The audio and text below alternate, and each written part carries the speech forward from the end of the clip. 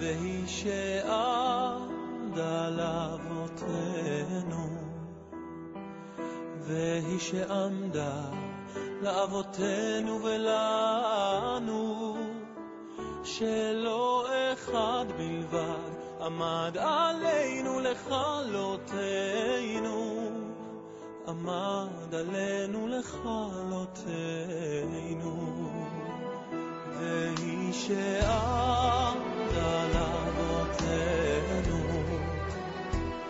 והיא שעמדה לאבותינו ולנו. Bishut Moray Rabotai. Tout d'abord, je m'excuse d'être venu un peu en retard. Le Satan il est fort. À un moment donné, j'allais annuler pour retourner à la maison parce que on voyait pas d'issue. C'est bizarre. Le Satan il ne vous aime pas. Bien sûr, ça le dérange lorsqu'on se réunit. Et surtout, mon programme de ce soir, ce que je devais parler ce soir, c'était sur lui. Donc il sait de qui je vais parler, donc bien sûr, ça le dérange. On va lui voler quelques clients. Et c'est ça qui lui fait peur, ça qui le dérange. Je dirais merci au président de nous avoir d'inviter mes enfants. Il faut savoir une chose. Chacun dans la vie, il a un but. Beaucoup de fois, je me demande, c'est quoi mon but ? Et chaque jour, j'essaye de trouver une solution à ma présence dans ce monde-là. On croit qu'on a fait le maximum, le minimum.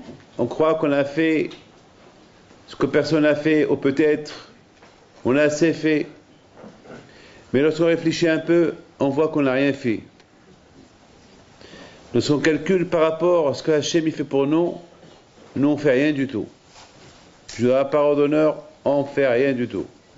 Parce qu'après, aujourd'hui avec tous les cours de Torah que j'ai donnés, j'ai un cours de Torah demain matin à 5h du matin, et les gens ils vont dire, ah le pauvre, le ce qu'il fait, on ne fait rien du tout.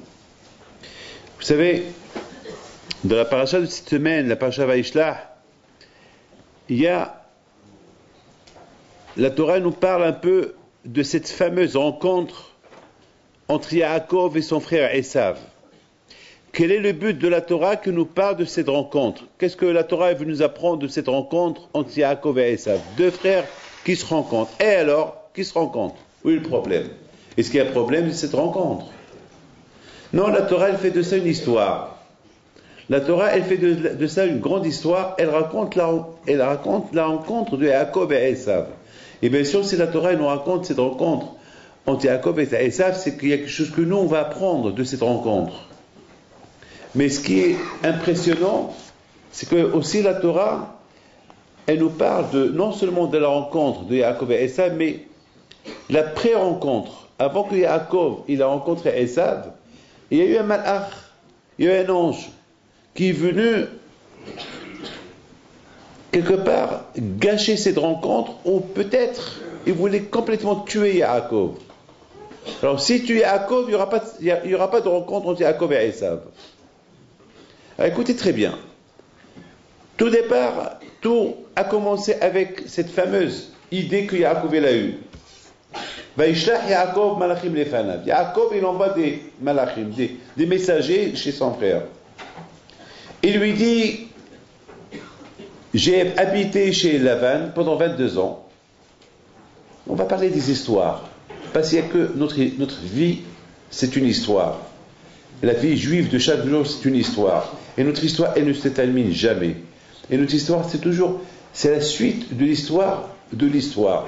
C'est la suite de l'histoire de Yaakov Abinu. Il y a Abraham, Yitzhak, Yaakov. Nous, c'est avec la suite. C'est l'histoire qui se répète tout le temps. Une histoire qui se répète. Notre vie, elle se répète. Une fois on est là, encore. C'est comme par exemple comme le Shabbat. Toujours, le Shabbat, toujours c'est la même dafina, c'est la même salade cuite qui ne change pas, que son goût c'est toujours le même. Parfois elle est sucrée, parfois elle est moins sucrée. C'est comme ça. Toujours c'est le repas habituel du Shabbat. C'est toujours la même prière, le même costume. C'est des choses. Notre vie elle se répète. Vous savez que moi, David Pinto, toujours, je sais que je dois me reposer, le Shabbat il arrive. Je sais que le Shabbat, Baruch Hashem, il y a ni téléphone, rien du tout. Il n'y a pas de ressort à les gens, rien. Au moins le Shabbat, quand je vous ai donné un Shabbat, donc on attend toute la semaine pour que ce Shabbat il arrive. Et le plus tôt qu'il arrive Shabbat, c'est moins de problèmes. C'est moins de problèmes qu'il y a. Alors à Botaï, c'est l'histoire qu'on va essayer de comprendre, l'histoire de nos parents. L'histoire de nos parents, elle est super. Yaakov, qu'il envoie des messagers à son frère pour lui dire, même qu'on ne s'est pas vu pendant 22 ans, ne crois pas que je suis devenu un homme, parce que j'ai habité avec Laban, j'ai changé. Non, je suis toujours le même tzaddik. Et Laban Galti, j'ai habité avec Laban, je suis resté toujours le même juif. Je n'ai pas changé. Et voilà, Yaakov Abinu, il entend que son frère, il vient avec 400 soldats. Et Yaakov, il a peur. Il a eu peur, une grosse peur. Quelle est la peur qu'il a eue? La peur qu'il a eue, c'est cette guerre qu'il va faire avec son frère. Oui, mes enfants. Mais oui, la peur, non seulement la peur de la guerre, la peur de tout. La peur de voir son frère. Mais c'est toi, Yaakov, qui voulais voir ton frère. C'est toi qui l'as dit, j'arrive. C'est toi qui as demandé cette rencontre. Et pourquoi toi tu as peur? Ah ben justement, de là déjà on apprend quelque chose. Vous savez quoi? Il faut toujours essayer d'éviter ces rencontres. Moi déjà, Yaakov, il nous donne une idée. Ne faites pas ce que j'ai fait. Je voulais rencontrer mon frère, sachant qu'il est rachat. Ah! Et lui, il a accepté de me rencontrer avec 400 personnes. Pour la guerre, j'ai pas peur de la guerre. J'ai les promesses d'Hachem. Mais il a eu peur. C'est-à-dire, une leçon pour nous. Essayez d'éviter les mauvaises rencontres. Toujours, on ne sait jamais où on va. Il faut toujours essayer d'éviter les mauvaises rencontres. Et les mauvaises rencontres, ça peut être même avec quelqu'un de familier. Quelqu'un qu'on connaît très bien, que si on sait qu'il n'est pas dans le bon chemin, on ne sait jamais où on peut y aller, où tu peux arriver avec lui. Essaye de l'éviter. Ça, c'est la première chose. Mais maintenant, admettons, d'accord, l'idée de Yaakov, elle est super. D'accord, j'écoute ce que Yaakov il dit. D'accord, très bien. On apprend qu'il faut éviter les mauvaises rencontres. Ne fais pas. Mais maintenant, si maintenant je dois le rencontrer, que dois-je faire? Écoutez très bien. Il s'est passé quelque chose d'extraordinaire dans cette rencontre. Alors écoutez bien, Rabotaï. Il y a eu un malach qui vient, il fait la guerre avec Yaakov. Moi, j'ai rien compris. J'ai pas compris ce malach là, cet ange là qui protège Esav. Qu'est-ce qu'il a à faire avec cette rencontre? Yaakov, il veut rencontrer son frère. Or, ce malach, qu'est-ce qu'il fait au milieu? Qu'est-ce qu'il fait ce malach au milieu? Ce malach, il protège Esav. Très bien, mais c'est pas le moment. Yaakov, il n'a pas envoyé un fax, un téléx au ciel. Je vais rencontrer l'ange de Yaakov, de Esav. Non, il veut rencontrer Esav. Or, ce malach de Esav, qu'est-ce qu'il fait? Qu'est-ce qu'il est venu faire? Et en plus, vous imaginez, en plus, s'il y aurait eu cette guerre-là, il y a eu une guerre toute la nuit. Et si Yaakov, il aurait été battu par ce malach-là, alors qu'est-ce que va devenir notre histoire à nous? Mais bon, Hachem, il y a eu une guerre. Et la guerre, elle a duré toute la nuit. Et lorsque le matin, il s'est levé, Yaakov, il voit le visage de ce malach. Il voit qu'il ressemblait à Esav. Voilà, mes amis. C'est quoi cette ressemblance? Pourquoi ce malach il ressemble à Esav? Ah, écoutez très bien. Et à un moment donné, il lui dit, bon, tu m'as gagné. Il lui dit, tu m'as gagné. Ah, maintenant, renvoie-moi. Tu m'excuses. C'est moi qui t'ai commencé la guerre. Chut. Hein?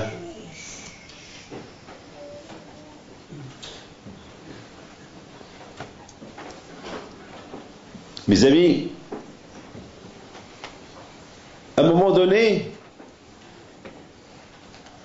Yaakov Abinu, on a cru qu'il était battu, pas le malach. Et là, Yaakov Abinu, il gagne. C'est le kouah de la Torah. Et lorsqu'il a gagné, le malach il dit, bon, maintenant que tu m'as gagné, lâche-moi. Il a dit non, non, ça me dérange. Ça me perturbe, je m'excuse. Ça. Il y a un enfant qui... Je m'excuse. Hein. Je m'excuse.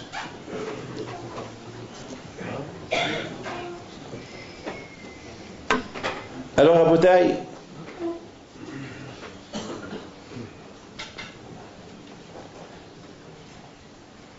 Yaakov, il ne le lâche pas. Et le malach, il lui dit, tu sais, Yaakov, le moment de la prière est arrivé. Je dois monter au ciel, faire la prière. Il dit, ah bon, et pourquoi tu n'as pas pensé à ça toute la nuit? Ah, et tu n'as pas pensé à moi. Et moi, Yaakov, qui a fait la prière de Arvit, tu n'as pas pensé que si tu m'aurais tué, qui va faire la prière de Arvit à Kadosh Baruch Hu, tu penses qu'à toi? Paul lui dit, bon. Alors il dit, Bachini, fais bonne bracha. Et quelle bracha lui fait? Comment tu t'appelles? C'est ça la bracha? Comment tu t'appelles? Imaginez-vous, alors je vais chez un rabbin pour lui demander une bracha, il me dit comment tu t'appelles? Je lui dis je m'appelle David, mais chez Raboten, Abraham, il me fait une bracha. Ici, le malach il dit Yaakov, comment tu t'appelles? On a cru qu'elle allait faire un Mishiberach, il lui dit bon, tu vas plus t'appeler Yaakov, tu vas t'appeler Israël. Voilà la bracha que je te fais. La bracha que je te fais, tu vas plus t'appeler Yaakov, tu vas t'appeler Israël. Et c'est quoi, Béhémet, cette bracha de ne pas être appelé Yaakov, d'être appelé Israël? C'est quoi la bracha? Vous savez, Rabotai, c'est quoi la bracha? La bracha, c'est que Yaakov, que le malach, il dit, Yaakov, à partir de maintenant, tu vas plus être Ekev, tu vas plus être petit. À partir de maintenant, tu vas être grand, Israël. C'est la meilleure bracha. Jusqu'à maintenant, tu étais le second, tu étais après Esav. Esav, c'était le Bechor. Or, maintenant, tu as prouvé que tu es un homme super. Maintenant, tu es un homme super. Maintenant, tu s'appelles Israël, qui s'arrita, parce que tu m'as gagné. Le fait que tu m'as gagné, c'est que vraiment, tu es un tzaddik. Alors, maintenant, à partir de maintenant, tu n'es plus Ekev. Tu n'es plus maintenant un petit, un talon. Tu es maintenant Israël, qui s'arrête. Maintenant, tu es un homme important. Voilà la bracha que je te donne. Et pas une bracha pour aujourd'hui, une bracha pour l'éternité. Super. On n'a pas posé la question que je vous ai posée. Qu'est-ce qu'il y a? Pourquoi ce malach il est venu au milieu? Qu'est-ce qu'il a ce malach à faire au milieu? On sait très chaud, on sait une chose, que Yaakov, il devait rencontrer qui? Esav. Or ce malach, c'est qui? Alors ce matin, je ne sais pas si vous avez lu le Kli Yakar. Un Kli Yakar extraordinaire. C'est un livre, un commentaire extraordinaire. Il dit comme ça. Et dit ce malach, il s'appelle Samermem. Écoutez très bien. Il s'appelle le Satan en personne.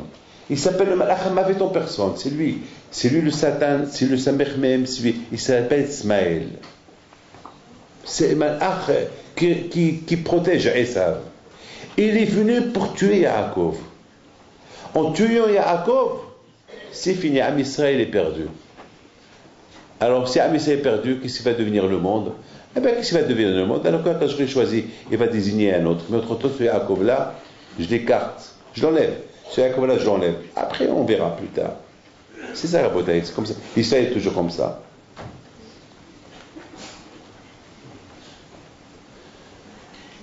Il est venu faire la guerre contre Yaakov. Pourquoi? Il dit, le Kli Yakar, ça ne va pas vous plaire ce que je vais vous dire, mais je vais vous le dire. Le Samech même, le Satan, jamais il s'attaque à une personne. Je crois qu'il a des raisons pourquoi s'attaquer à la personne. Le Satan, il s'attaque à la personne, comme par exemple une mouche. Une mouche, jamais, elle va être attirée par quelqu'un jusqu'à que la mouche, elle voit que ce quelqu'un, il transpire, parce qu'il est attiré par la transpiration. Ou il y a une plaie. Regardez, lorsqu'il y a une plaie dans une main, vous allez voir la mouche, elle va aller directement dans la plaie, là où c'est ouvert. C'est là-bas où elle va aller. La mouche, elle est attirée par quelque chose de sale. C'est de même le Satan. Le Tzara, il est attiré par la saleté. Le Tzara jamais va venir embêter quelqu'un pour rien. Il est attiré par la saleté. Lorsque quelqu'un il ouvre une porte, par exemple pendant la prière, il commence à penser. Quand par exemple il y a malheureusement une femme qu'elle passe, une femme mal habillée, et que la personne commence, il la regarde, il observe, ou quelqu'un qui ne veut pas se lever le matin pour aller prier, donc il ouvre une porte. Lorsqu'il ouvre une porte, là il s'accroche à lui. Yaakov Abinu, jamais il a laissé de porte. Jamais, il était sadique Yaakov Abinu. Mais lorsque Yaakov Abinu il a montré qu'il n'était pas très mistapek, il n'était pas trop satisfait, il n'était pas rassasié avec ce qu'il avait. Il voulait encore s'enrichir. Ah, tu veux t'enrichir? Alors, ça veut dire que le Satan, il a vu en Yaakov quelqu'un parce qu'il a commencé, mais toute la nuit, il est parti la nuit seul pour récupérer quelques flacons. C'est quoi des flacons? Ils ont ça coûte pas cher, 2 flacons. Est-ce que moi, David Pinto, si j'oublie 2 flacons à la maison et je suis à Créteil, je vais retourner à la maison pour 2 flacons et je vais au magasin acheter 2 autres. Pas 2 flacons, c'est quoi 2 flacons? Ça y est du tout, 2 flacons. Pour 2 flacons, c'est un marque, tu es mon gourmand, tu es devenu avare. Quand il y a accord, pour 2 flacons, tu traverses le fleuve, pour 2 flacons tout seul en plus, tu risques même ta vie la nuit, et c'était mercredi soir. Et il n'y avait pas la lune, il n'y avait même pas de lumière, il n'y avait rien du tout. Alors là, le Satan, il a dit, puisque tu as ouvert la porte, alors il s'est attaqué à lui. Et c'est là, Rabotai, que toute la guerre. C'est Kriv et Abek. C'est quoi les Abek qui se sont vraiment disputés. À telle point qu'il y avait beaucoup, autour, il y avait beaucoup de sable, beaucoup de havak, beaucoup de poussière, trop de poussière. Alors, c'est 2 personnes qui se disputent dans la plage, on voit de la poussière de partout, il y avait vraiment une guerre. Le Satan, le Samech même, il voulait combattre, il voulait abattre Yaakov. Pourquoi? Pour laisser la place à Esav. Alors, vous sachez une chose, là je continue. Sachez une chose, que la raison pourquoi ce malach il est venu attaquer Yaakov avant qu'il rencontre Esav, pour que vous sachiez tous que dans la vie, ce qui se passe dans la rue, tout ce qu'on voit dans la rue, tous ces magasins que vous voyez dans la rue, la vie en abondance qu'il y a dans la rue, tous ces films qu'il y a dans la rue, toutes ces choses qu'il peut y avoir dans la rue, tout ce qui n'est pas caché dans la rue, derrière tout ça, il y a le Satan, il y a le Tzara. Vous croyez que nous on est des malachim? Vous savez, une fois, je m'excuse, une fois je suis parti à un mariage, et j'arrive au mariage, et je vois que les femmes n'étaient pas très bien habillées. C'était pas bien habillé. Et je rentre à la synagogue. Je vois ce que je vois. Je réfléchis. Tout de suite, j'ai pris la décision de sortir de la synagogue. On vient, visite le rabbin, il court derrière moi. Il me dit, Rabbi David, c'est le moment, le Hatan et la Kala, ils sont là. Et je dis, je ne peux pas rester là-bas sur la Teva. Je ne peux pas. Pourquoi? Écoutez, moi, je ne suis pas un malach. Moi, je ne suis pas un ange.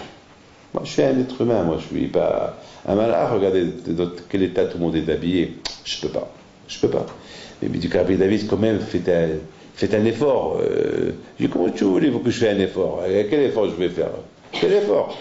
je vais en face la Kala elle est mal habillée. Et comment toute sa mère, tout le monde autour, ils sont tous mal habillés. Je vais à qui même si je vais dire, elle est mariée, je vais lui dire, regarde, il faut que je les regarde parce que, en même temps, je suis un témoin. Comment je vais un témoin, il faut qu'il regarde. Comment voulez-vous que je regarde? Non, ça, c'est pas possible. Je lui dis, monsieur le rabbin, et vous? Comment vous allez faire? Elle me dit, moi j'ai l'habitude. Tu as l'habitude? Quelle habitude? Mais quelle habitude? Tu as l'habitude? Alors tu vas à la plage, je lui dis. Mais là, on se trouve à la plage. Ici, on se trouve à Saint-Tropez, ici. Mais c'est quoi? Bah, il me dit, Rabbi David, c'est comme ça. Je dis, non, je m'excuse, c'est pas comme ça. Moi, je suis pas malade, tu m'excuses. C'est pas possible. Non, je peux pas. Il faut savoir que derrière tout, c'est vrai, la pauvre, cette femme-là, qui est mal habillée, elle a pas, elle, dans sa tête, elle croit qu'elle est bien habillée. Elle croit, c'est tout. Elle, dans sa tête, elle a pas fait de mal. Mais derrière cette femme, il y a Yitzhara. Il faut savoir une chose. Tout ce qu'il y a derrière n'importe quelle faute, il y a ce qu'on appelle, il y a Yitzhara qui est caché. C'est-à-dire, lorsque je vais pour acheter quelque chose, lorsque je vais pour faire n'importe quoi, il faut savoir, le Yitzhara, il est invisible, on ne le voit pas. On ne le voit pas, le Yitzhara. Il est invisible. C'est ça, mes amis, la guerre qu'il y a eu à Jacob et l'ange. La guerre que Jacob il a fait avec l'ange, c'était pendant la nuit. Et la nuit, aucun ne voit l'autre. C'est invisible, aucun ne voit l'autre. Même le Yitzhara, on ne le voit pas. Même la prière, lorsqu'on vient ici faire la prière, est-ce qu'on voit Kadosh Baruch Hu? On ne le voit pas. Est-ce qu'on voit le malach qui va naître par la prière qu'on fait? On ne les voit pas. Mais pourtant, lorsque on prie, on fait bien la prière, on va sentir la présence de Kadosh Baruch Hu. La présence d'Hachem, on la sent pendant la prière. Lorsqu'on fait une avera, une faute, au départ, on est chaud pour la faire. On a beau faire pour ne pas la faire, et à la fin, on l'a fait. Une fois qu'on l'a fait, on regrette. Pourquoi je l'ai fait? On n'a jamais vu quelqu'un qui a fait une faute, une avera, et qu'après avoir fait la avera, il est content. Il regrette après. Mais de l'autre côté, on n'a jamais vu quelqu'un qui a fait une mitzvah, une fois qu'il a fait la mitzvah, qu'il a regretté pourquoi il l'a fait. On n'a jamais vu quelqu'un qui ne dort pas toute la nuit, il se réveille le matin, il va à la prière, crevé, fatigué, et après il va dire, dommage que je ne suis pas resté au lit. Le contraire, il va être content. Oh Hachem, mais le contraire, celui qui a raté sa prière lorsqu'il se réveille, il a gagné. Il a gagné une heure de sommeil, mais après il va dire, dommage, j'ai raté ma prière. Il regrette. Le Satan, on ne le voit pas, le Tzarator, on ne le voit pas. Derrière une bonne mitzvah, il y a un ange qui est caché. Derrière une avera, il y a un ange qui est caché. Esav, il représente la avera. Il représente la avera. Et ce qui est caché derrière Esav, c'est le malach. C'est ce Yitzhara qui est là. Et voilà, Rabotai, c'est ce que Yaakov Abinu, c'est ça ce que la Torah est venue nous enseigner. Étant donné que tout ce que nos parents ont fait, on apprend des parents, eh ben voilà, la Torah, maintenant, elle vient nous enseigner. Vous voyez cette rencontre entre Yaakov. Parce que Yaakov, il n'avait pas à rencontrer Esav, vous avez compris? Il n'avait pas à le rencontrer, il n'avait pas à le rencontrer. Qu'est-ce qu'il a besoin de le rencontrer? Ça y est, Yaakov, il est béni par Akadosh Baruch Hu. Yaakov, maintenant, il retourne chez lui, il retourne en Eretz Israël, il va aller chez son père Yitzhak. Ça y est, qu'est-ce qu'il a rencontré ce Esav? Eh bien, mes amis, et en plus, ce Esav, avec les cheveux longs, comme un hippie qui va arriver, qu'est-ce qu'il a à lui dire? Qu'est-ce qu'il a présenté à ses enfants, un Esav comme ça? Il n'a pas besoin. Qu'est-ce qu'on a besoin de présenter? Alors, c'est quoi le but? Eh bien, justement, Rabotai, Yaakov Abinu alav shalom, il veut enseigner à ses enfants, voilà l'homme de la faute, voilà l'homme du péché, et voilà ce qui est caché derrière ce péché. Ce qui est caché derrière le péché, il y a des tentations, des envies. Vous savez, mes amis, un homme, il peut être chaud, très chaud, une forte envie pour faire une mitzvah, une forte envie pour faire la avera. C'est deux forces qui se battent. Une force qui te dit, fais la mitzvah, une force qui te dit, fais la Avera. Et le choix est entre tes mains. Mais le combat, mais une fois que tu mènes le combat, eh bien, Kadosh Baruch Hu, il va t'aider. C'est écrit dans la Torah. Le malach, il a vu que ce Yaakov, le malach, il a vu que ce Yaakov, il est très fort. Il n'a pas réussi à le mettre KO. Il n'a pas réussi. Alors il dit, maintenant, tu as gagné. C'est moi qui t'ai provoqué. Tu as gagné, super. Maintenant que tu as gagné, Shalhini, renvoie-moi. Il a dit non. Mais toi, tu me fais la bracha. Et quelle bracha lui a fait? Il dit, ben, la bracha que je te dis, je fais, c'est que tu auras, chaque fois que je viens pour te combattre, tu vas me gagner. Ça veut dire que le Satan, déjà, il est déjà perdu. Ça, c'est un hidouche extraordinaire. Qu'on croit que le Satan, il est fort. Déjà, lui-même, il s'est affaibli. Il a promis à Yaakov, lorsque je viendrai, moi, le Issaara, combattre un de tes enfants, il me gagnera. Avec quoi on va le gagner? Avec la Torah Kedusha. C'est Bémet. Vous savez que le Gemara dit, si Dieu veut, lorsque Mashiach va venir, ben on va voir des choses extraordinaires. Vous savez ce qu'on va voir?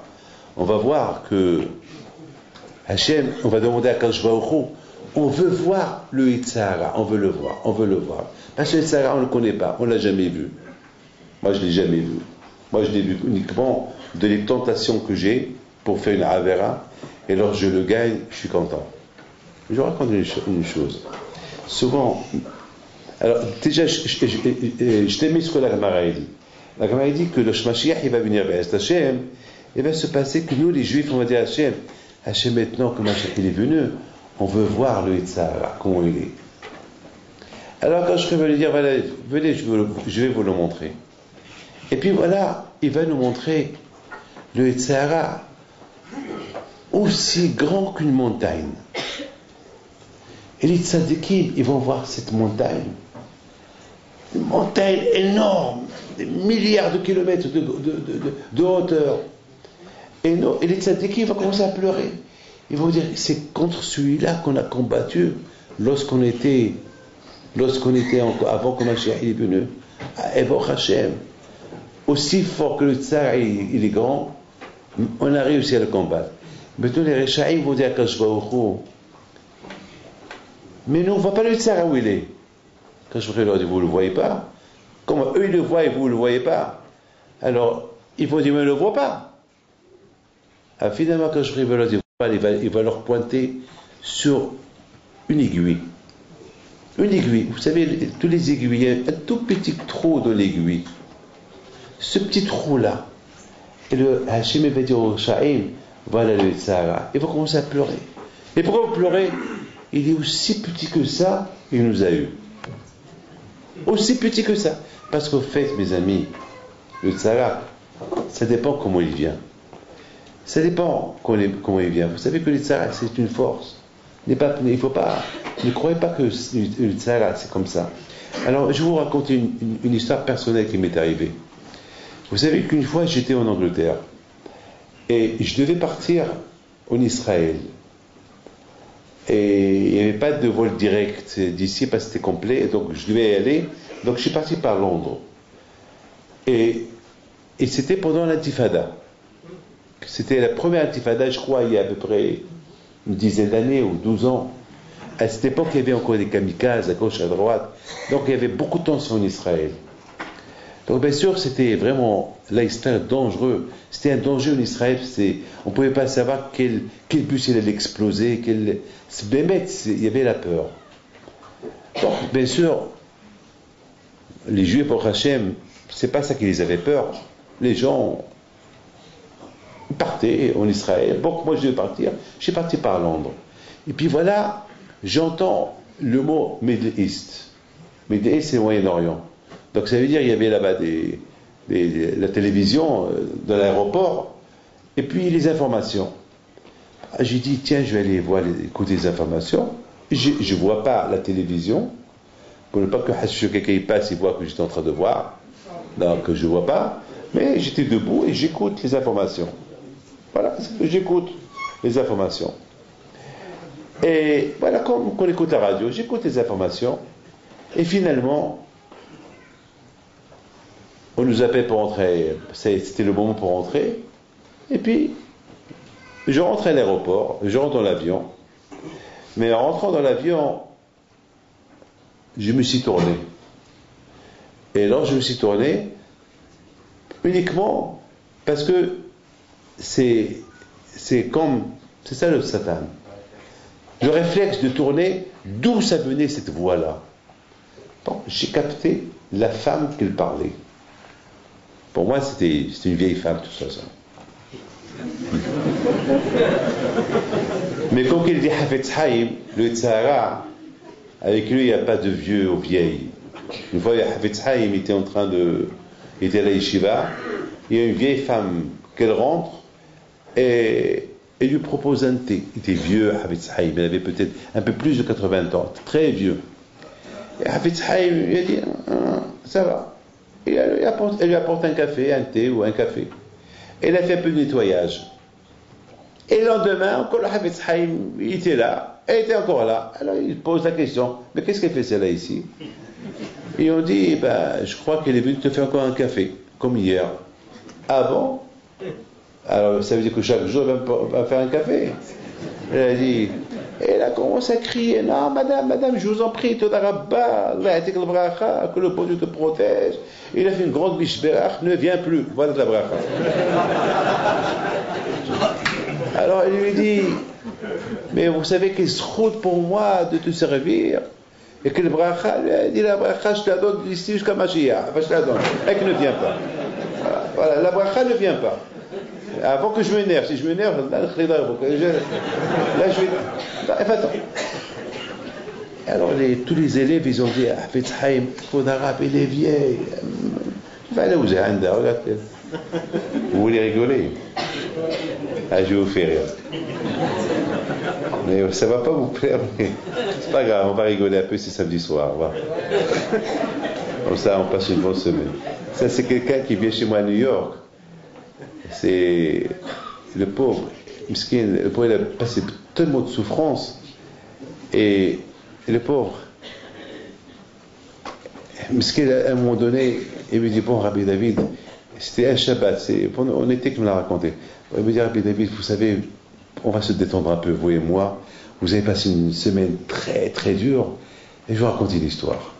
Et lui, je le connais, il raconte des blagues. J'ai mis une histoire propre, pas l'histoire. Là, Rabbi David n'est pas à vous quand même. Hein. Alors, il me raconte, il me dit, vous savez, Rabbi David, il y avait une fois un rabbin qui reçoit des gens. Et puis voilà, une femme qui vient, et lui dit que votre arabe, mon mari s'est sauvé. Je veux une bracha qu'elle retourne. Et lui dit, Azat Hashem, Bisrut la Torah, elle va retourner. Il va retourner. Alors, elle sort, et le secrétaire lui dit, qu'est-ce qu'il a dit le rabbin? Il dit, il m'a promis qu'elle va retourner. Alors lui dit, moi je te dis, il ne va pas retourner. Bon. Ah bon? Elle retourne quand chez le rabbin. Kavod Harav, vous m'avez promis qu'il va retourner, oui ou pas? Il lui dit oui, mais ton secrétaire il me dit il ne va pas retourner. Ah bon? Ta baisse, ne fais pas attention à lui. Moi je te dis qu'il va retourner. Elle sort. Alors il lui dit, alors qu'est-ce qu'il a dit encore le rabbin? Il m'a promis, il m'a dit qu'il va retourner. Il dit moi je te dis il ne va pas retourner. Alors il dit c'est qui le rabbin, toi ou lui? Il dit pour le moment c'est moi le rabbin. Lui, il ne sait pas. Et retourne quand chez le Rav, et lui dit, Kavod Harav, tu me dis qu'il va retourner, et lui, il me dit, il ne va pas retourner. Il dit, bon, tu peux sortir, et appelle-le. Et il retourne, et il lui dit, mais qu'est-ce qui se passe? C'est comme ça qu'on travaille? Moi, je lui dis qu'il va retourner, et toi, tu dis, il ne va pas retourner. Alors, il lui dit, Rabbi, est-ce que tu l'as vu? Si tu la veux, si tu vois, c'est la femme, toi-même tu vas dire qu'il ne va pas retourner.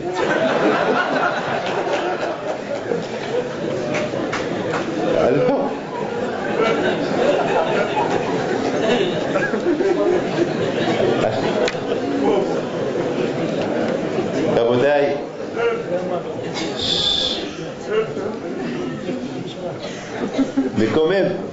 C'est ça les tzadikim. Et regarde pas, vous savez que Baba Saleh Alav Shalom, son rave, c'était Rabbi Moshe Torjman. Écoutez bien ça. On dit sur lui que jamais il a regardé une femme. Même sa femme, il ne la connaissait pas. On raconte sur lui que lorsqu'il y avait, à son époque, il y avait une femme très très moche. Et personne ne voulait. Chacun qui la voit, il dit Subhanallah. Chacun qui la voit, il abaisse la tête, il passe. Et personne ne pouvait la voir. Et un jour, les rabbins de la ville, ils ont dit, le seul qui peut la marier, c'est Rabbi Moshe Torjman. Parce que lui, il ne va jamais la voir.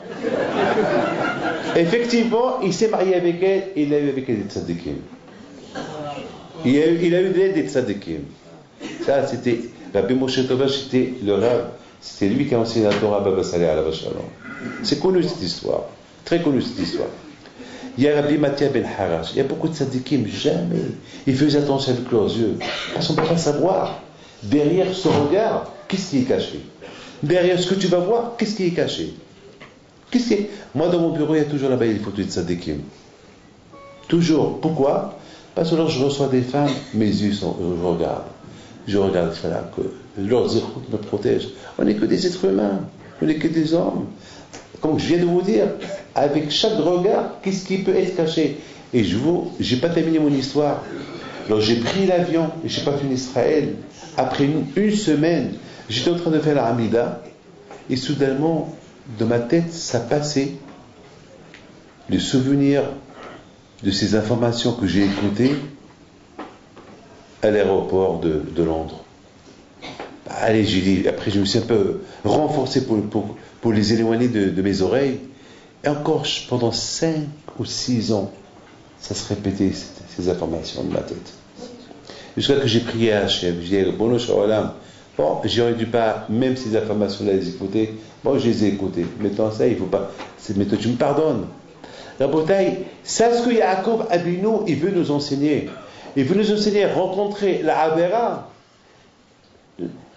C'est pas la Avera qu'elle a la force. C'est ce qui est derrière la Avera. Parce que beaucoup des fois, on peut faire une faute. Mais si on la fait avec échec, avec ta'ava, avec envie, on va la faire avec beaucoup, on va s'investir pour la faire. Alors là, c'est grave. Vous savez très bien, regardez. Combien de fois, une fois, j'ai dit à quelqu'un, regarde comment tu viens à la synagogue. Tu viens à la synagogue, ça se voit qu'on dirait, bzzz, tu viens. On dirait que tu viens de force, on dirait qu'on te force de venir. Et je lui dis, combien de fois je te rencontre à la gare ou à l'aéroport, dans un avion, tu es gai, tu es souriant, tu es bien, tu es beau, tu es parfumé, tu es bien habillé. Quelle différence? Elle m'a dit, c'est vrai. Malheureusement, c'est ça. Lorsqu'on a un rendez-vous où on va gagner de l'argent, on est un autre. Et le rendez-vous qu'on a avec Akadosh Baruch Hu le matin, à la synagogue, on est un autre. On est un autre. On est mal, on est fatigué, on a ras-le-bol, on dirait que je ne sais pas quoi.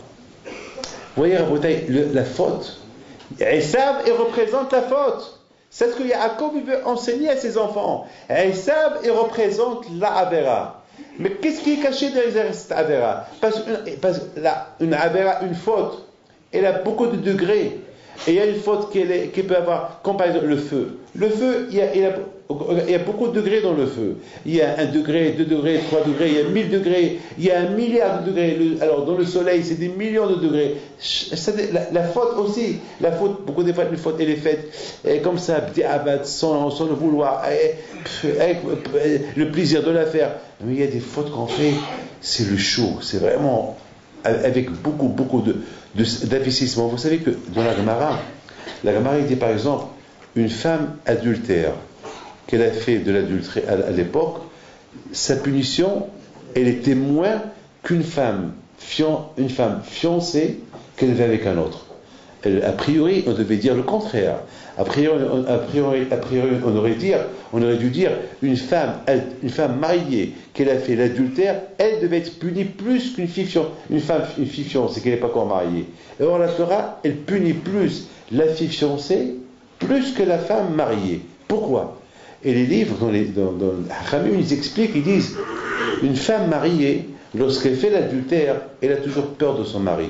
Donc même lorsqu'elle va avec un autre, il y a toujours la peur de son mari. Donc elle n'a pas le full plaisir que cette fille fiancée, qu'elle n'a pas peur. Bah, c'est mieux. Mon fils aussi, c'est ce que j'ai fait, pas tant pis pour lui, je ne suis pas encore marié avec lui.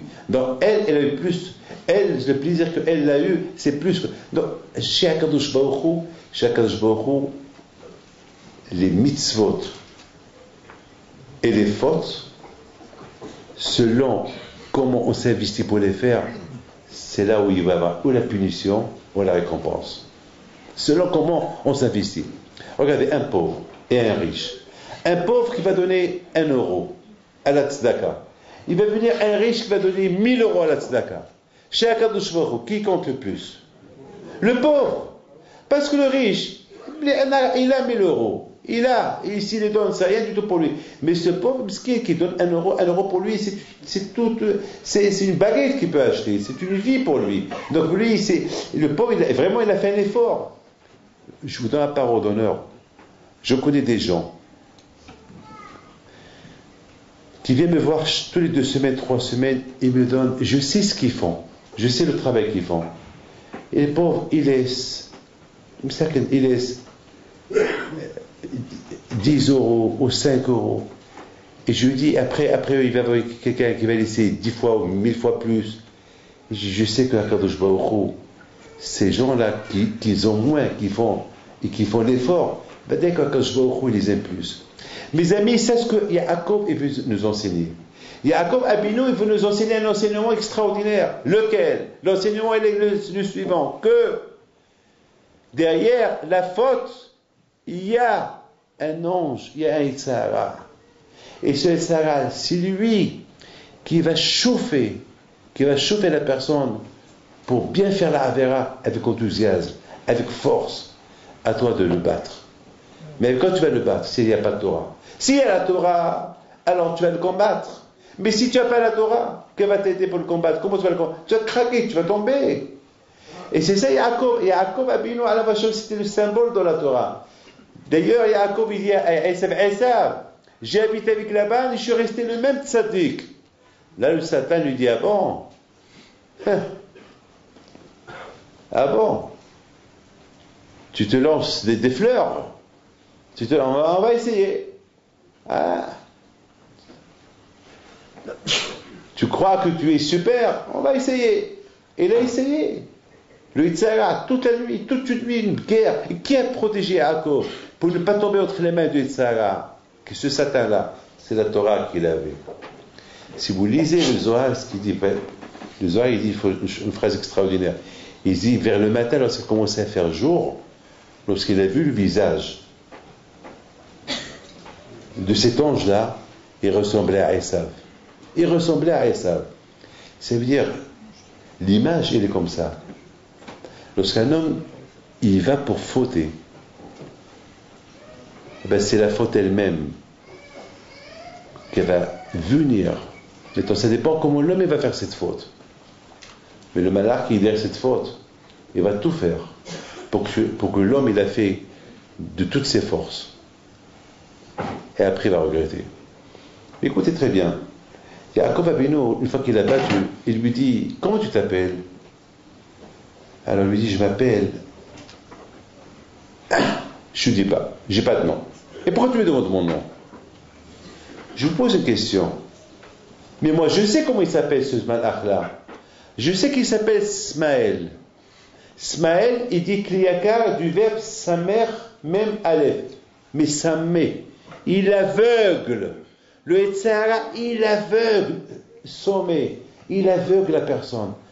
Beaucoup de fois, on sait que c'est péché de faire une telle, mais le Satan, il nous aveugle. Avec les envies, il nous aveugle. Allez, ça y est, pour une fois, allez, tu es jeune encore. Qu'est-ce qu'il y a? Oui, le mal, il n'y a pas de mal. Regarde l'autre, il a fait. Et après, tu fais tes chouvas. Il nous aveugle, jusqu'à qu'on tombe dans le piège et en faute. Smaël, c'est du verbe, mais samé, sommet, il aveugle.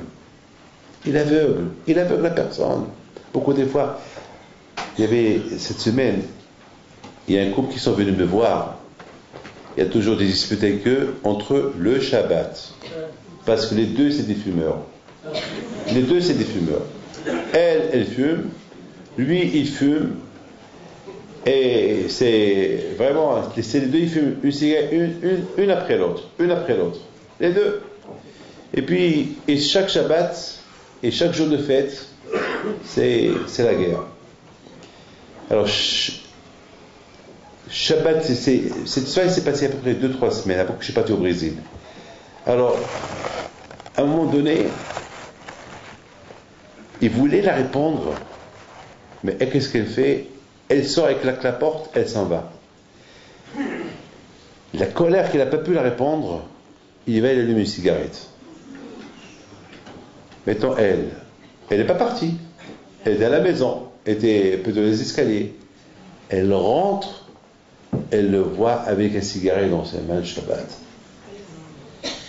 Et il lui dit, ah bon, tu fumes? Eh ben c'est bien.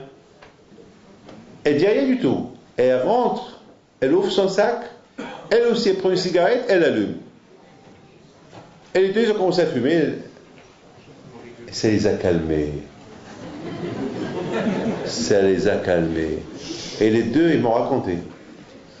Avec David, on est venu chez vous parce qu'une fois qu'on a fumé, on a vu que dans quel état, comment on s'est dans quel état on est devenu vraiment, comment nous on est religieux, on fait Shabbat, etc. Voilà, Rabotai, le Tzara, comme il est fort. Le Tzara est très très fort, très très fort, très très fort, très fort. Là, il avait, comment, ce juif-là, il est religieux, là, et sa femme, elle est Khaïfallah, religieuse. Comment les deux sont arrivés à fumer Shabbat? Comment est-ce possible?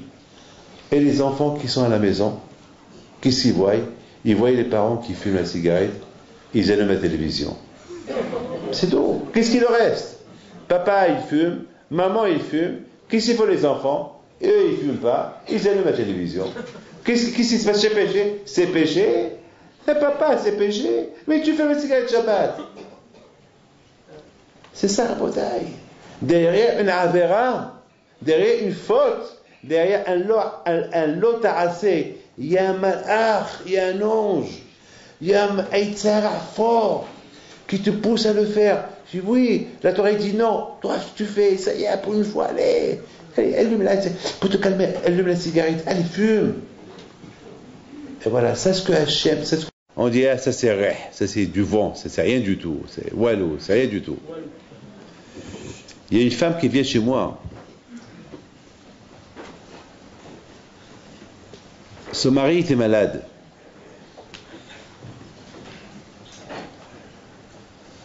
Et elle me dit, Rabbi David, je viens demander une bracha pour mon mari, mais les médecins, ils disent qu'il va partir d'un jour à l'autre. Parce que le pauvre, il a une grave maladie, il est dans le coma et maintenant il vit avec la morphine. Alors je lui dis, bon, que Dieu fasse qu'il ne souffre pas. Il me dit, on m'a dit que je vous apporte une bouteille d'eau. Alors j'ai pas voulu lui dire, la bouteille d'eau c'est que pour ceux qui sont conscients. Alors j'ai eu peur de lui dire non, si je lui dis non, il n'a pas besoin, ça veut dire que moi aussi je la condamne. Moi aussi je condamne son mari. Je dis, vous savez madame, cette bouteille d'eau, bon, prenez-la. Ben, je fais la bracha, prenez-la. Si Hachem il se lève, tu lui donnes à boire. Elle me dit, et s'il ne se lève pas, alors tu la bois toi. Alors elle me dit, mais moi je ne veux pas la boire, on m'a dit c'est pour lui. Je dis d'accord, alors pour lui. Voilà, tu lui gardes pour lui. Mais vous savez, Rabbi David, il est dans le coma, il va mourir d'un jour à l'autre. Oui, je sais, j'ai entendu. Alors que je fais? Alors voilà, tu prends la bouteille d'eau. Alors ça veut dire qu'il va se lever. Je dis, ben, Ezat Hashem, Allah, Hashem, que Dieu fasse qu'il se lève. Mais s'il ne se lève pas, eh oui, c'est comme ça, il faut être patient. Vous déjà, vous n'êtes pas patient. Hein. Il faut être patient. Oh, parfois, il y a des femmes ou des gens. Vous savez, il y a tellement. Tout le monde montre que je ne peux pas donner plus d'une minute à chacun. Et il y a parfois des gens qui viennent, ils s'assoient, ils enlèvent leur manteau. Ils ont besoin qu'ils allument une cigarette. Du contraire, il faudrait que je leur donne, vous voulez un café. Ils croient qu'ils ont tout le temps. Et ils veulent. Bon, vous savez, parfois, on reçoit des gens, ça prend une minute, parfois une seconde, 2 secondes. Parfois, il y a des gens qu'il faut rester avec eux un quart d'heure, une demi-heure. Il faut être patient. Il faut savoir la patience. Quand la semaine dernière, je devais aller à un enterrement la semaine dernière, parce qu'il y a une femme qui est décédée, la pauvre, Madame Portugais, Kachem, très jeune, la pauvre. Et voilà, le téléphone qui sonne, il y avait un monsieur qui voulait me prendre au téléphone. Et moi, je voyais que si je ne le prends pas, il peut se faire du mal. Et donc, je ne sais plus quoi faire. Je lui dis, est-ce que tu peux m'appeler dans 2 heures? Il m'a dit, non, j'ai besoin de vous parler pour moi pendant 2 heures. Il m'a dit, 2 heures, il veut me parler 2 heures, et on savait que l'enterrement, on va l'enterrer, ils vont déjà l'enterrer, et lui, il veut parler encore 2 heures. Je commence à réfléchir. Et je lui dis, tu sais quoi? On va pas discuter. Voilà, j'ai fait une bracha. J'ai dit, maintenant, tu m'appelles dans 2 heures. Et dans 2 heures, tu me donnes des bonnes nouvelles. Et là, j'ai dit à mon grand-père, à Behin Pito, tu es obligé de l'aider. Au moins que je vais enterrer cette femme-là. J'ai dit, parfois, on insiste. Parfois, il faut insister avec les tzadikim. On insiste. Parfois, c'est ça les tzadikim. Il faut savoir insister devant eux. Avec les mouna. Avec beaucoup d'émouna. Vous savez, mes amis, cette femme-là, j'ai vu que cette femme skena, c'est son mari qui est malade. Il faut la plaindre, la pauvre. Bien sûr, il faut la comprendre. Et moi aussi, j'étais patient avec elle. Madame, on tournait en rond. Aussi lui qui la boit, aussi toi qui la bois, aussi lui qui la boit, aussi toi qui la bois. Et comme ça. Et à la fin, il me dit, si Dieu veut, mon mari, c'est lui qui va la boire. Comme ça, il est parti de chez moi. Je ne l'ai pas vue pendant 16 ans, cette femme. 16 ans. Il y a 1 mois à peu près, presque chez... cette histoire, ça fait déjà au moins 1 mois que je la raconte. Parce qu'elle est belle, cette histoire. Et finalement, je la vois il y a 1 mois à peu près. Il me dit, vous vous rappelez de moi? Je dis, non, madame. Il me raconte l'histoire. Je dis, oui, je me rappelle. Et comment est votre mari? Baruch Hashem, il a revu. Et maintenant, je crois, il est malade.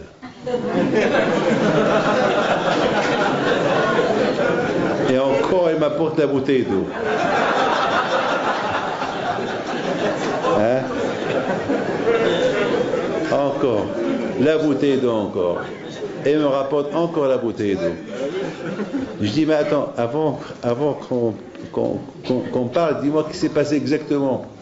Il me dit, j'ai pris la bouteille et je suis parti à l'hôpital, je l'ai posée à côté de mon mari, et chaque fois que on venait me dire, votre mari va mourir d'un jour à l'autre, moi je disais à tout le monde, moi je sais que j'ai cette bouteille, avec cette bouteille, j'attends, il va se lever, il va la boire. Alors tout le monde rigolait d'elle. Elle avait les mounas. Et chaque fois, elle m'a dit, elle se penchait vers son mari. Alors lève-toi, Khladarbouk, lève-toi. Cette bouteille, elle est là, avant qu'elle pourrit, lève-toi avant qu'on me la jette. Et chaque fois, et chaque jour, elle allait, et les infirmières, les docteurs, ils rigolaient, ils l'ont pris pour une folle. Bon, et beaucoup de fois, on lui disait, il faut qu'on déconnecte ton mari, c'est fini, ça marche pas. Et je fais un beau jour, et elle entend, j'ai soif. J'ai soif, il a soif. Mais il était tout branché, vite. Heureusement qu'il n'a pas donné, il aurait pu le tuer. Vite, les médecins ils sont venus, ils ont commencé à s'occuper de lui, et Baruch Hashem, il a bu. La émouna de cette femme, c'est moi, j'ai rien fait, moi, j'ai pris la bouteille, je lui ai dit, ou toi, ou lui. Alors, j'ai pas dit, c'est pour lui, je lui ai dit, ou toi, ou lui. Mais elle a eu la émouna. Donc c'est elle qui l'a fait toute l'histoire, c'est elle qui l'a fait. C'est elle qui a fait toute l'histoire. C'est extraordinaire, c'est extraordinaire. C'est comme ça, c'est ça ce c'est ce que la Torah nous apprend.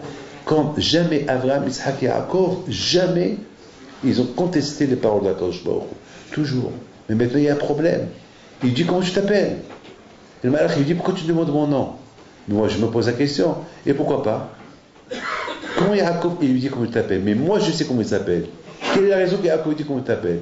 C'est pourquoi? Parce que le Satan, le Tzara, c'est du vent. C'est du vent. On croit, c'est comme un papier, comme un billet, un faux billet. Il y a des vrais billets, il y a des faux billets. Il y a des vrais diamants, il y a des faux diamants. Il y a de l'or, il y a du plaqué or. Il y a le monsieur, il y a son souci. C'est pas lui. C'est avec son souci. Le Satan, c'est du bluff. C'est du bluff. C'est wallo. C'est wallo. Bémet, le Tzara. C'est comme le chien qui crie. Waouh, il crie. Mais dès que tu fais un geste, il se sauve. Le Tzara, Bémet. On a la Torah. La Torah, c'est une force. La Torah, c'est une force. Avec la Torah, le Tzara, il devient du bluff. C'est vrai que s'il n'a pas la Torah, le Tzara, il devient très dangereux. Très dangereux sans la Torah. Mais avec la Torah, le Satan, il n'est rien. C'est pour cette raison que Yaakov a lui dit, comment tu t'appelles? Mais une fois que Yaakov il a gagné, il n'a plus de nom, il n'est plus rien, il est ouello, rien du tout. Quand est-ce que le Tzara, le Satan, il a une force? Uniquement lorsque on n'a pas les moyens pour le combattre. On n'a pas l'arme qui s'appelle Torah. Mais lorsqu'on a la Torah Kedusha, on n'a pas peur. Il n'a même pas de nom. Il perd son nom. Il n'est rien du tout. C'est du vent, c'est du bluff, c'est rien du tout. Il lui dit, Namatikali, pourquoi tu veux savoir mon nom? J'ai pas de nom. Namatik, c'est rien, j'ai pas de nom. C'est vrai, j'ai un nom. J'ai un nom uniquement lorsque je fais la guerre contre un faible. Mais contre toi, Yaakov, ça y est, tu m'as battu. J'ai pas de nom. Rabotai, combien nous tous, on doit se renforcer parce que maintenant, et je termine avec ça, n'oubliez pas aujourd'hui. Aujourd'hui, on est dans une période de la Géoula. On n'est pas loin de Mashiach. Béhémet, je vous donne parole d'honneur. On n'est pas loin. Moi, c'est vrai, ça fait longtemps que je dis Mashiach, mais c'est vrai, mais on n'est pas très loin. Vous savez, aujourd'hui, la Haftara d'aujourd'hui, le prophète Ovadia, il dit, avant que Mashiach il vienne, il y aura une grande chorma dans le monde, la sagesse. Et aujourd'hui, on voit la sagesse, on voit aujourd'hui la NASA qui veut conquérir le monde, il veut même envoyer des sondes autour du soleil. On voit aujourd'hui à Boutaï, l'internet, on voit tout ce qui se passe dans le monde aujourd'hui. Aujourd'hui, à l'époque, quelqu'un qui voulait faire une Avera, eh ben, c'était dur de la faire parce qu'il pouvait être vu, on pouvait le voir. Aujourd'hui, on peut acheter un tout petit téléphone comme celui-là. Avec ce téléphone-là, on peut avoir tout dedans, tous les films, toute la débauche, tout ce qu'on veut. Et sans que personne le sache. Et ceux qui le voient, ils croient que c'est un téléphone. Aujourd'hui, c'est tellement facile avec la chorma qu'il y a aujourd'hui, avec la technologie qu'il y a aujourd'hui, c'est tellement facile de fauter. Aujourd'hui, la faute est à côté. Tellement c'est à côté. Et justement, mes amis, c'est ça le Tzara. Avant que Mashiach va venir, c'est ça ce qu'on va rencontrer. Les enfants. Aujourd'hui, il y a un juif qui vient chez moi. Il me dit, j'ai inventé quelque chose. Je lui dis que j'ai inventé. Il dit, j'ai inventé le téléphone avec le soleil, je peux le remplir. C'est vrai, je l'ai vu. J'ai vu le téléphone. Et il me dit, j'ai plein de choses que je vais inventer, plein de choses. Avant que Mashiach va venir, il y aura plein d'inventions, plein de choses. Et tout cela pourquoi? Pour nous détourner de la Torah, pour nous éloigner de la Torah.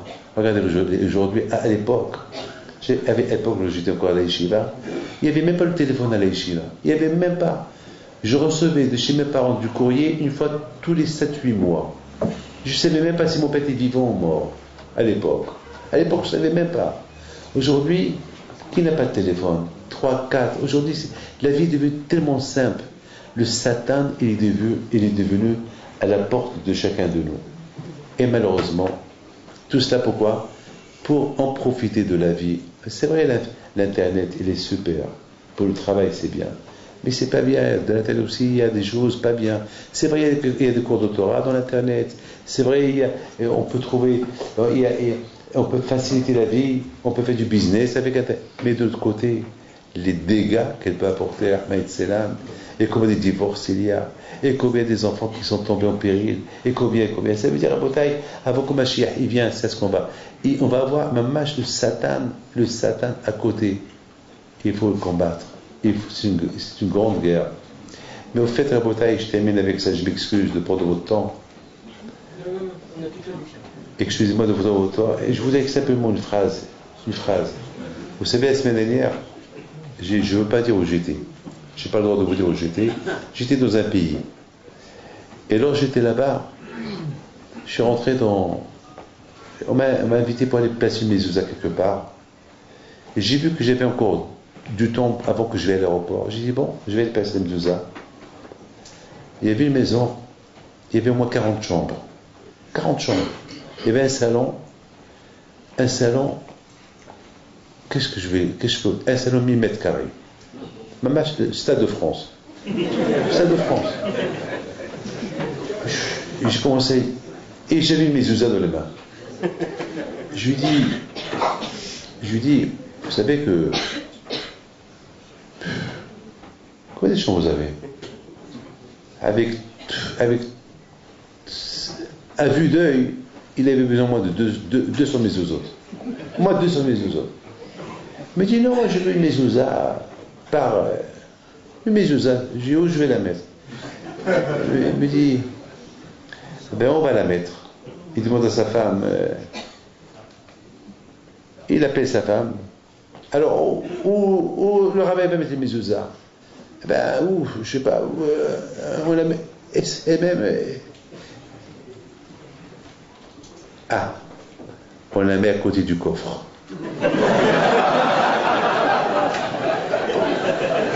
On la met à côté du coffre.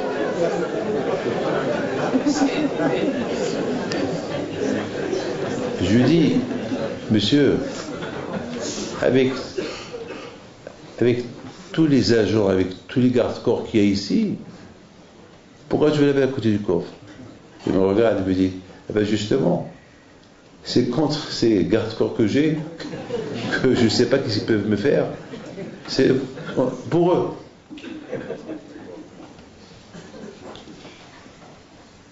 Il y a ta chambre et tes enfants.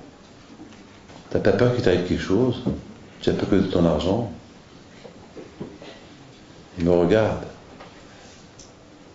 On dirait qu'il ne m'a pas compris. Il me dit, Rabbi, non, vous n'avez rien compris dans la vie. Je dis quoi? Il me dit, mais c'est important l'argent. Très important l'argent. Je le regarde. J'ai eu de la peine pour lui. Je n'avais pas de réponse à lui donner. Et j'ai dit, j'ai levé les yeux vers le ciel, j'ai dit Hachem, merci à Kadosh Baruch Hu, au moins je comprends que c'est pas ça mon but dans la vie. Heureusement, c'est pas ce coffre. Et finalement, je lui dis, monsieur, moi je suis pas venu ici pour rigoler de la Kadosh Baruch Hu. Ici, tu as besoin moins de 200 mezuzot. Et pour moi, je vais te mettre cette mezuzot pour le moment à l'entrée de la maison. Après, débrouille-toi. Le coffre, c'est de la rigolade ce que tu es en train de faire. Mes amis, regardez les Tzara, comment il est. Le Tzahara, comme il est aujourd'hui, le Tzahara aujourd'hui, c'est le Tzahara de l'argent. Avant que Mashiach il vient, on va penser qu'à l'argent, l'argent, l'argent, l'argent. Gagner, gagner, gagner. C'est ça le Tzahara d'aujourd'hui. Les sorties, gagner, l'argent, et les vacances, et le manger. Voilà. Et la Torah. Et le plus important. Et le plus important, c'est la Torah. Vous savez, mes amis, après 120 ans, après 120 ans, si Dieu veut, on arrive là-haut. Qu'est-ce qu'on va faire là-haut? Qu'est-ce qu'on va faire là-haut? Qu'est-ce qu'il y a là-haut? Ben, vous savez qu'est-ce qu'il y a là-haut, parce que je suppose que vous tous, vous êtes des croyants. Vous êtes à la synagogue, vous êtes venus m'écouter. Il fait tard, c'est samedi soir. Vous avez dû aller quelque part, vous êtes venus là. Vous êtes plusieurs centaines. Qu'est-ce que vous attendez après 120 ans? Ben, qu'est-ce que vous attendez trouver là-haut? Quoi? Vous savez, Rabotai, qu'est-ce qu'il y a là-haut? Là où il y a Kadosh Baruch Hu, il y a les tzadikim, il y a Moshe Rabbeinu, il y a les Avot, il y a nos grands-parents. Et là-haut, on l'appelle Yeshiva Shel Ma'ala, la Yeshiva de là-haut. Il dit la Yeshiva de là-haut. Qu'est-ce qu'il y a là-bas? Là-bas, il n'y a pas de restaurant, il n'y a pas de bar, il n'y a pas de casino. Là-bas, il n'y a pas de remplir le loto. Là-bas, il n'y a pas de vacances. C'est pas Eilat, c'est pas Saint-Tropez. Là-bas, c'est très spirituel. C'est tout ce qu'il y a là-haut. Mais ça va nous ennuyer. Quoi alors? On va s'ennuyer. Alors, si on étudie la Torah, si on respecte les mitzvot, si on fait Kavoda, Kadosh Baruch Hu, si on prie, on lit les halachot, alors on ne va pas s'ennuyer là après 120 ans. On va comprendre beaucoup des choses. On va même poser des questions à Hachem. Et pourquoi il y a eu ça? Et pourquoi il y a eu la Shoah? Et Hachem, il va nous répondre à toutes les questions. Et on va étudier la Torah avec Rabbi Shimon Bar Yochai, avec Rabbi Chaim Teib Lomed, et Rabbi Yaakov Be'asera, et tous les tzadikim, et Rabbi Mibal Hannes, et Rabbi Chaim Pinto, et tous ces tzadikim, on va les regarder. Ah, c'est lui. Ah, c'est lui. Et voilà. Mais si Hasbi Shalom, on est loin d'Hachem, on est loin de la Torah, eh bien là-haut, on va s'ennuyer. On va vraiment s'ennuyer. Même si on voit l'heure, pour aller où? Pour aller où? Pourquoi des fois les gens qui m'attendent, après 2-3 heures, chaque fois ils regardent. Bon, ils savent que après il y a encore quelques temps, ils vont. Mais là-bas, là-haut, il n'y a pas où aller. Et je pense, exprès, on va vous donner une montre. Ils veulent. Il faut, mais voilà, tout. Je vous ai parlé un peu des solutions que Yaakov Abinu il essaie de trouver. En 2 mots. Voilà ce qu'on apprend de cette paracha. Ce qu'on apprend de cette paracha, derrière une faute, il y a une force. Derrière une faute qu'on voit, on croit la faute elle est petite, mais ça dépend quelle force elle est derrière cette faute. Il peut y avoir une force très forte et la faute va être faite d'une manière très dramatique et la punition va être en conséquence. Esav, c'est la faute. On croit que Esav, ça y est du tout. Mais derrière Esav, il y a la force. Il y a une force, il y a le Tzahara. Première chose. Le Tzahara, il prend l'image de la faute. Comme ce malach-là que lorsque Yaakov Abinu, il a vu vers le matin, il a vu c'était Esav. Le Tzahara, il n'a pas de nom. Une fois qu'on l'a gagné, il n'a plus de nom. Il est inexistant. C'est comme de l'air, comme de l'air qu'on ne voit pas, comme un courant d'air. Un courant d'air, il n'existe plus. Mais s'il n'y a pas la Torah, ce courant d'air, il continue à courir derrière toi. Il va, malheureusement, il va être effectif. Il va trouver un nom qui s'appelle Yetzer Hara. Et c'est quoi Yetzer? Et c'est du verbe créateur. De plus que tu te prends à la faute, et encore ça va créer encore une autre envie. Yetzer, Yitzira, encore, il va créer une autre envie. Et c'est pour ça qu'on dit Avera, Goreret Avera. Une Avera, une faute, elle va t'entraîner à une autre faute. Pourquoi? Parce qu'une fois que tu as fait bien la faute, eh bien, cette faute que tu as bien fait va te créer une autre faute à faire. Et ainsi de suite. De l'autre côté, mitzvah, goret mitzvah, yetzerato. Tu fais quelque chose de bien, eh bien, ça va t'aider à créer quelque chose de bien. Voilà mes enfants, je vous demande à vous tous de se lever.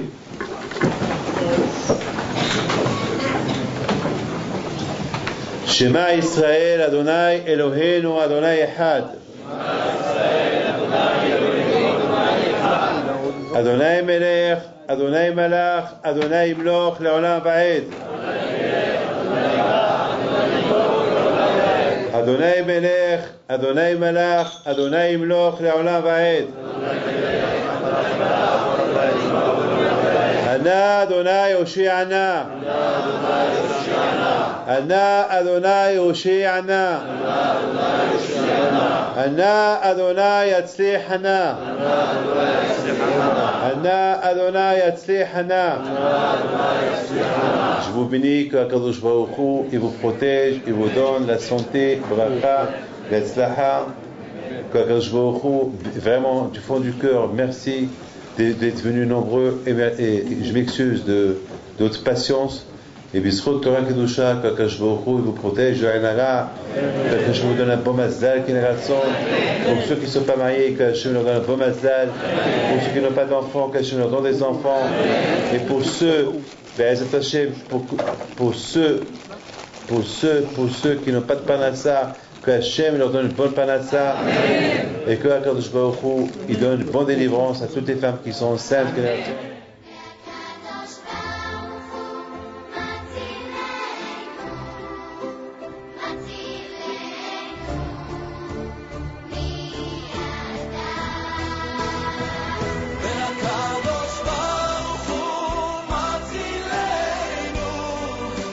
Matzilenu,